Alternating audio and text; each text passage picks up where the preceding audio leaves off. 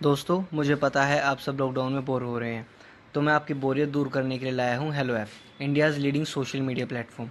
Hello app पे आपको मिलेंगे trending news, funny, educational, cooking, dance और भी बहुत सारे वीडियोस।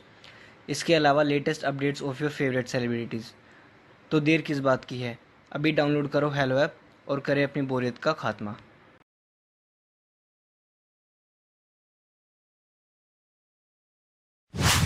नीलम की शादी सिद्धार्थ नगर में कुणाल से हो जाती है।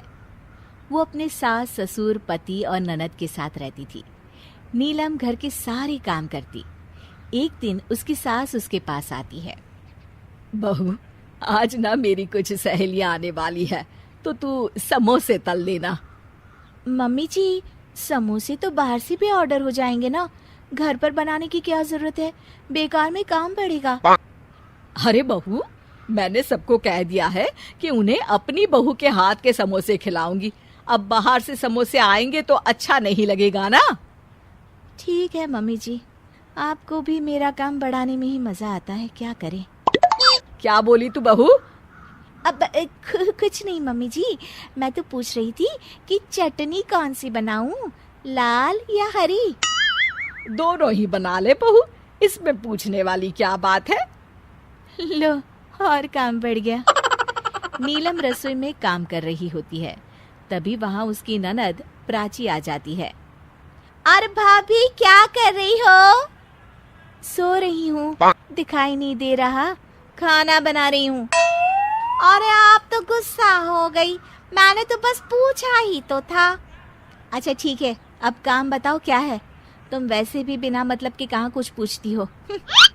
भाभी, वो मेरी कुछ सहेलियां आने वाली है आधे घंटे में, तो उनके लिए कुछ स्पेशल बनाइए ना। आधे घंटे में क्या स्पेशल बनाऊं? अरे पहले बताना चाहिए था ना। और वैसे भी अभी मैं समोसे बना रही हूँ मम्मी जी के सहेलियों के लिए। हाँ, तो इन्हीं की क्वांटिटी बढ़ा दीजिए ना, मेरी सहेलियां भी समोसे ही खा लेंगी। और हाँ भाभी, और साथ में ना आपका स्पेशल वाला शरबत भी बना देना। प्राची भी नीलम को काम बताकर वहां से चली जाती है। जो आता है बस ऑर्डर देकर चला जाता है। ये घर है या होटल, जब देखो कोई ना कोई आता ही रहता है इस घर में, और सारा काम मुझे करना पड़ता है। बस बहुत हो गया, अब मुझे भी ब्रेक चाहिए। शाम को कुणाल ऑफिस से आता है। सुनिए जी, मुझे अपने मायके जाना है। क्या मायके? किसी से झगड़ा हुआ है क्या? किसी ने कुछ कह दिया क्या नीलम जी, जो अचानक से मायके जाने का प्रोग्राम बना लिया? उफ़, आप तो बस शुरू ही हो जाते हैं। मैं मायके इसलिए जाना चाहती हूँ क्योंकि मुझे थोड़ा टाइम चाहिए खुद के लिए। टाइम? क्या टाइम? कौन सा टाइम? कैसा टाइम? आपको समझ में नहीं आ रहा है कि मैं क्या कह रही हूँ? आपसे तो बात करना ही बेकार है। नीलम कुणाल से गुस्सा होकर चली जाती है। अगले दिन यहाँ तो किसी को मेरी पड़ी ही नहीं। तभी उसकी सास वहां आ जाती है। वो देखती है कि नीलम उदास बैठी है। अरे बहू, क्या हुआ? कुछ नहीं मम्मी जी, वो बस। अच्छा तू ये सब छोड़, और तेरे ससुर जी ने आज कुछ दोस्तों को अपने घर पर बुलाया है, उनके लिए। हाँ हाँ, उनके लिए चाय, नाश्ता, समोसे, कचौड़ी। मैं इस घर की बहू हूँ या कोई बावर्ची? पूरा दिन बस रसोई में पकवान ही बनाती रहती हूँ। तभी वहाँ सारे घर वाले आ जाते हैं। अरे नीलम, क्या हो गया? आप तो कुछ बोलो ही मत, यहाँ किसी को मेरी पड़ी नहीं है।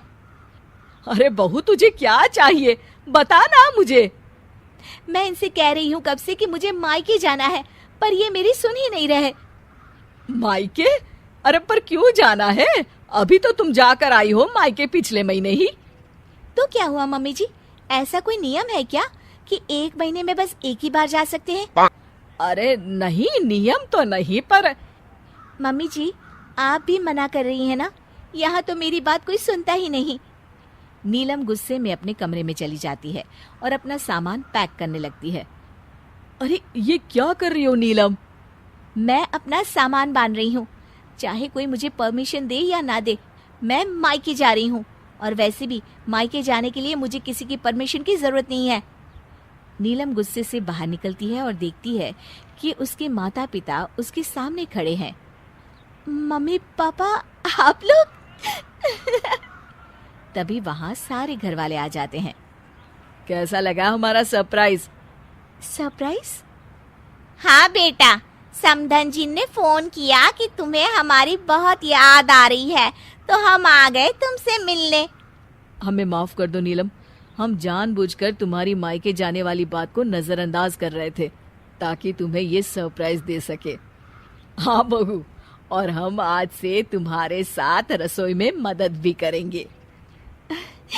सच में मैं बहुत खुशकिस्मत हूँ कि मुझे इतना अच्छा ससुराल मिला।